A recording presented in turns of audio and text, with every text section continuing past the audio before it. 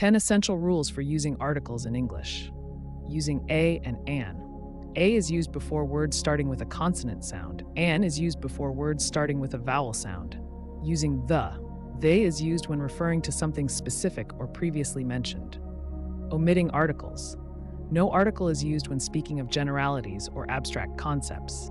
Using a or an for non-specific items. A or an is used when referring to any one of a type of item, not a specific one. Using the with superlatives.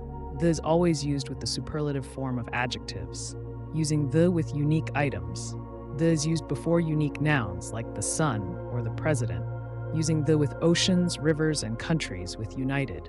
The should be used with names of oceans, rivers, and countries with united in their names. Using a or an with professions. A or an is used when talking about someone's job or profession. Using an with acronyms having vowel sounds. On is used before acronyms that start with a vowel sound.